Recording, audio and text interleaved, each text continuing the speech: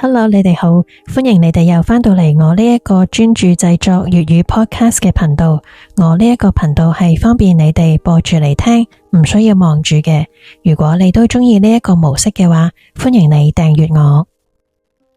今次講呢一個案件係發生響澳洲一宗人性扭曲嘅真實謀殺案，並唔係一時衝動，而係一場公開嘅預告。連續2晚，幾十個高材生圍觀住，集體縱容，受害者被活活咁樣折磨咗2日半先至死。最後兇手輕判兼出獄之後，仲讀埋犯罪心理學博士。呢一件事件係發生響1997年澳洲坎培拉。呢一單案件都算做幾出名，叫做 Joe Sink 死亡派對謀殺案。首先講死者 Joe Sink， 我哋叫佢做阿祖。出事嗰年先至得26歲。佢係意大利移民後代，個人幾溫柔老實，冇乜脾氣。佢修讀土木工程，成績優異，科科都係攞 A 嘅，係一個超級踏實、上進同埋冇不良嗜好嘅乖乖仔。身邊嘅所有朋友同埋長輩幾乎評價佢都係一個平易近人、冇乜缺點嘅人。但係阿祖最大嘅死穴，佢就係太過心軟，太過重感情。面對住女朋友長期情緒失控、無理取鬧、情緒勒索，佢都係一味忍，一味遷就。但係去到1997年10月，阿祖已經忍無可忍。佢同身邊所有嘅朋友都講，佢話佢一定要同呢一個女人分手，再係咁樣落去，佢就會癲㗎喇。正正就係因為我要離開你呢一個決定，直接引爆咗兇手收埋咗多年嘅變態黑暗面。阿祖嘅女朋友叫做阿聯城，我哋叫佢做安如。佢表面上係一個人見人讚嘅女神，佢係一個外表好斯文、好有氣質，擁有澳洲國立大學經濟系同埋法律系雙學位，仲讀緊法律碩士。佢嘅交際手腕一流，老師同埋同學都讚佢聰明冷靜。但係網上面公開嘅心理報告、佢嘅私人日記同埋朋友嘅訪問就可以睇到，原來安如後生嘅時候已經開始嚴重心理扭曲。佢有長期嚴重嘅厭食症，極度自卑，佢超級執着自己嘅體重同埋樣貌，佢嘅情緒係非常之唔穩定，日日都活響焦慮同埋妄想入邊。最恐怖嘅係佢將成個人生嘅價值、安全感同埋生存嘅意義全部都綁死喺佢嘅男朋友身上。後期佢仲出現咗嚴重嘅妄想，佢堅信自己嘅身體無端端變差，長期都唔舒服，就係因為阿祖之前介紹過一款咳藥水俾佢飲，佢一口咬定係阿祖害到佢有病，毀咗佢嘅身體。呢一個毫無科學根據嘅妄想，令到佢心底嘅怨恨越積越深。再加上佢嘅扭曲愛情觀，佢係話佢可以失去一切，但係絕對唔可以接受阿祖嘅離開。佢話阿祖一走就係侮辱佢、否定佢。佢仲話如果留唔住阿祖，就要毀滅佢。最關鍵嘅係佢唔係一時衝動，而係提早幾個月不斷重複公開同班同學講，佢一定要殺死阿祖，然之後會自殺。佢仲寫咗大量嘅偏激日記，寫住唔想獨自生存，要同阿祖一齊消失。呢啲全部都係後來嘅呈堂證物。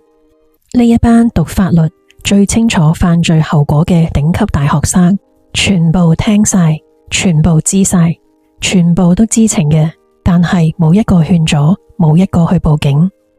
1997年10月24號，安如主動召集咗10幾個法律系嘅同學，上去佢同埋阿祖同居嘅屋企開 party。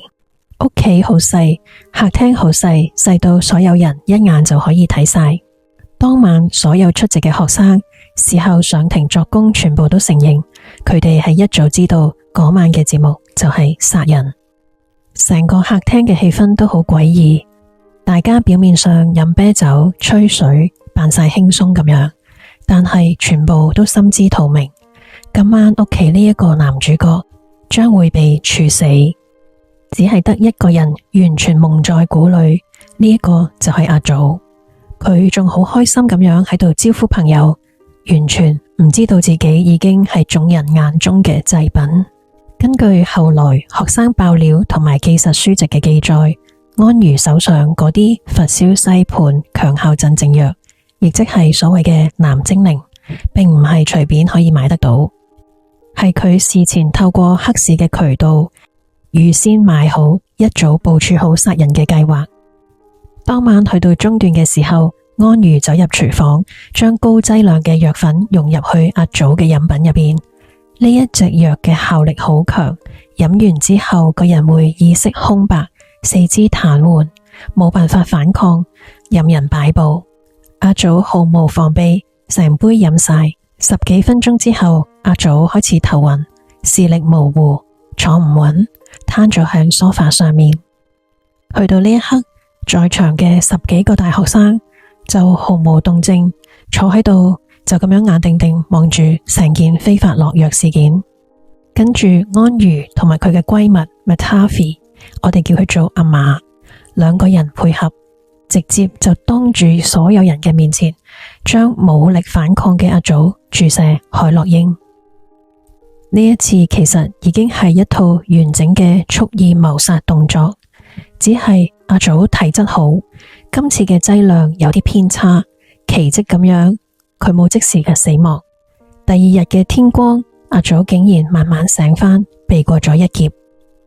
第一晚殺人失敗之後，留宿嘅同學並冇勸佢收手，反而圍住安如一齊商量，今次嘅份量唔夠啊，下次要加藥，換更純嘅毒品，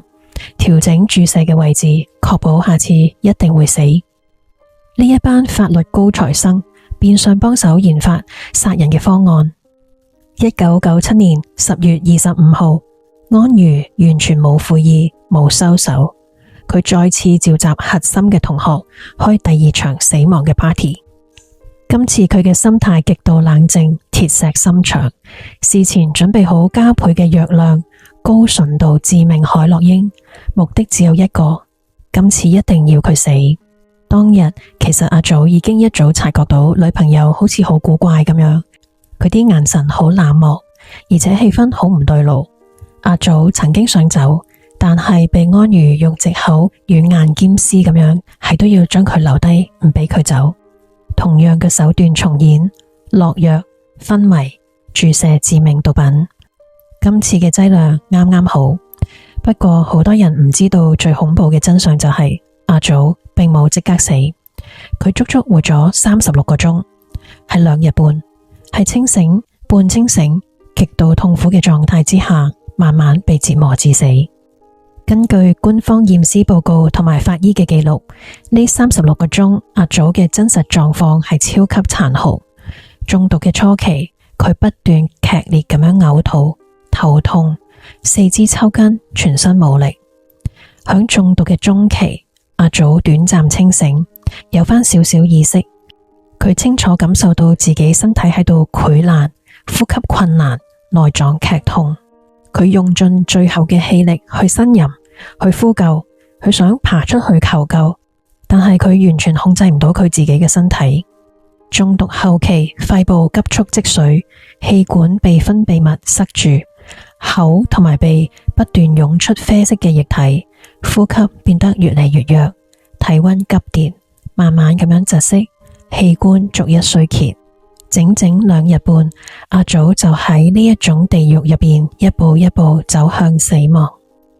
而最令人髮指嘅畫面係，響呢36個鐘裏邊，安如全程寸步不離，坐響阿祖隔籬望住佢，佢眼白白咁樣睇住男朋友吐血、抽筋、窒息、瀕死，佢完全冇叫救護車，完全冇幫過佢，冇諗過要將佢送院。仲有一個好陰毒嘅隱藏細節，就係安如為咗唔想俾人發現，佢唔想有人救佢，專登將啲窗簾全部拉晒，將啲窗全部閂晒，將屋內嘅聲音減到最低，唔想俾出邊嘅人聽到，唔想俾人知道。佢嘅心態非常變態，佢話佢要佢慢慢死，徹底死，死到透。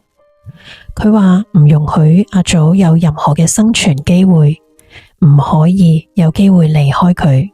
至於當晚嘅同學，雖然響後半段時間已經離開咗，但係佢哋全部都清楚知道阿祖係中咗致命嘅毒，肯定係死梗，依然集體沉默、集體包庇，選擇乜都唔做。去到10月26號中午，安如確定阿祖已經全身冰冷，徹底冇晒生命跡象。呢一個時候，佢先至開始扮驚、扮崩潰，假意求救。佢首先清理咗現場，掉走晒啲針筒，收走晒所有藥物嘅證物，然之後佢就報警求救。但係佢故意講錯門牌地址，拖慢救護車同埋警方到場嘅時間。